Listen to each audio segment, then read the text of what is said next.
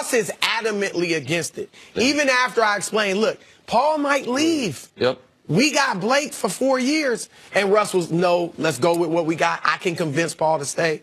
Then I wouldn't have done it. All right, wild ending to the Thunder's-Nuggets game. First, the aforementioned Paul George hits a three to tie it with 2 seconds to go. What about George? Second, Gary Harris hits a three at the buzzer to win the game. And then Russell Westbrook runs into a fan on the court. Well, I didn't really run into him, but the fan was right there, and he kind of shoved him. Can't really blame him. He didn't really know what the fan was going to do. Chris, what do you do in a situation like that? Look, I have no problem with what Russ did, and I think the league should not fine him. You know, when somebody comes up to you unexpected, a fan on the court, and it looks like he was, you know, riding, he was talking to Russ, he was talking about we beat y'all or whatever he was saying, then you just react naturally, and I think your natural instinct is to get off me, get away from me. So I have no problem with what Russ did. The bigger problem is with the security in Denver. Yeah, how did he even get on the court? Listen, that fan and the NBA are lucky Russ didn't punch him. Yeah. And if Russ had punched him, the guy's trespassing.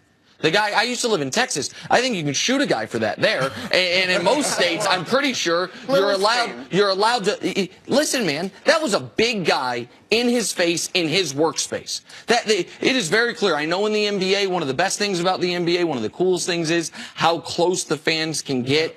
But it is, you got to treat that actual court like an electric fence. You cannot go on there. And to get in Russ's face right after an emotional, tough loss, and again, I want to mention this, that's a big dude.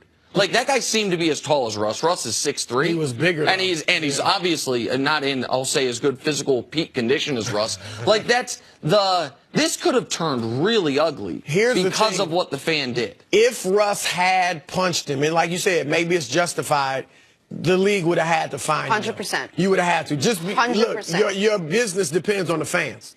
Even though you could have sat down with Russ and explained, look, I understand it, but for perception, public relations, we have got to fine you, maybe suspend your game, whatever. I get what your face is saying, Nick, but you can't hit a guy. Fans, like, that was even a tad bit extreme for me. Like, nobody was going to let that escolate. There were people all around them. The guy could have a weapon. What are you talking about? Can't punch him in that unless he comes at you more aggressively. It was taunting at that point. You could the push I'm fine with. If he would have hauled off and punched the dude, man, again, you are in the have peak to find him. of emotion and physical competition right after. I get it. You see a guy run up on you that's your size. Like, I applaud Russ for showing restraint, but I would not be criticizing him this morning had he knocked the guy out. I wouldn't necessarily be criticizing him.